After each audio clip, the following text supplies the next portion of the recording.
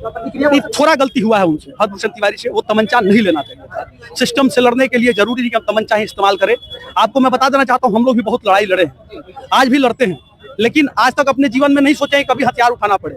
हम लोग चाहते हैं कि आप हमको गोली मार दीजिए, सीना आगे रहेगा, लेकिन गलत कार्य हम लोग से नहीं होगा।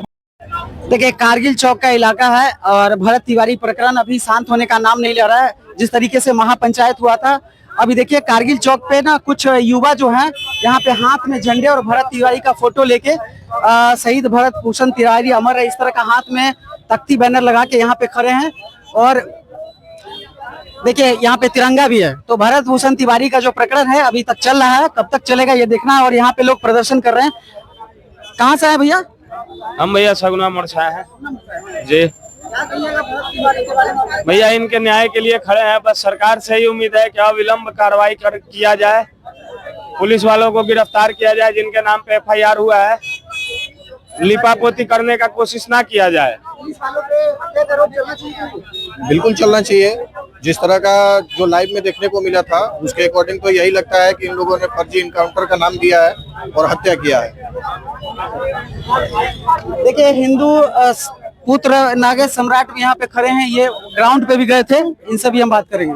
आगे जी एक बात बताइए, भरत तिवारी मामले में मैं भी ग्राउंड पे गया जी भैया। कुछ बार राजनीति भी हो रहा है और जैसे से समय बीत रहा है अब उनके खिलाफ भी कुछ लोग के सुर बदल रहे हैं। देखिए, जो पहले उनको भगवान बोलते थे, अब कह रहे हैं कि वो बालू माफिया से ये वो इस जाट। नहीं, हम लोग तो ऐसा नहीं सुने हैं, नहीं हम लोग तो ऐसा नहीं सुने हैं।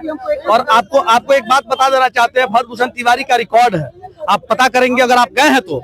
वहाँ गांव के लोगों ने कभी आपको एक निगेटिव बोला? जवैनिया गांव के स्थापित लोगों ने एक निगेटिव बोला? तो आप कैसे मान सकते हैं? यहाँ पे माहौल बिगाड़ने वाले 2-4 जातिवादी कीड़े घुस गए हैं कि इस विषय को कैसे खराब किया जाए, इस विषय को कैसे शहीद का दर्जा भरतभूषण तिवारी को न मिले, ऐसा किया जाए तो ऐसा नहीं होगा। भरतभूषण तिवारी सही इंसान थे, समाज सेवी थे, हर गरीब की आवाज थे और वो आवाज बने हैं, इसके वजह से उनको शांत कर दिया गया।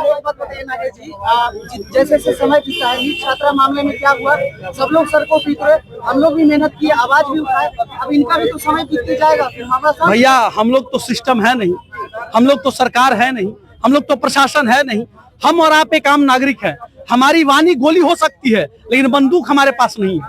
हम बोल करके आवाज उठा सकते हैं लेकिन हमारे पास तमंचा नहीं है कि हम अधिकार के लिए हर बार इस चीज को दिखाएंगे नहीं हम तमंचा वाले हैं। ऐसा नहीं है, तो करना सरकार को है। हम तो भीख मांग रहे हैं न्याय की।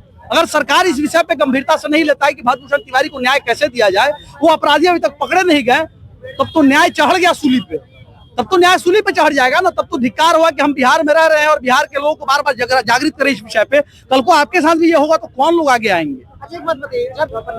थोड़ा गलती हुआ है उनसे, भरतभूषण तिवारी से। वो तमंचा नहीं लेना चाहिए था। सिस्टम से लड़ने के लिए जरूरी नहीं कि हम तमंचा ही इस्तेमाल करें। आपको मैं बता देना चाहता हूँ, हम लोग भी बहुत लड़ाई लड़े हैं, आज भी लड़ते हैं, लेकिन आज तक अपने जीवन में नहीं सोचे कभी हथियार उठाना पड़े। हम लोग चाहते हैं कि आप हमको गोली मार दीजिए, सीना आगे रहेगा, लेकिन गलत कार्य हम लोग से नहीं होगा। भरतभूषण तिवारी से यही गलती हुआ कि आवेश में आकर के उस SDM से बदला लेने के लिए उन्होंने अपना लॉकेट बेच दिया, क्योंकि SDM ने अपने कार्यालय में उनको मार खिलवाया था और मार के भगा गया था। उसके बाद FIR भी करवा दिया गया था। तो भरतभूषण तिवारी ने संकल्प किया कि नहीं, हम हथियार उठाएंगे और न्याय की लड़ाई अब ऐसे लड़ेंगे। लेकिन न्याय की लड़ाई हथियार से नहीं लड़ा जाता है। यह वक्त दूसरा है।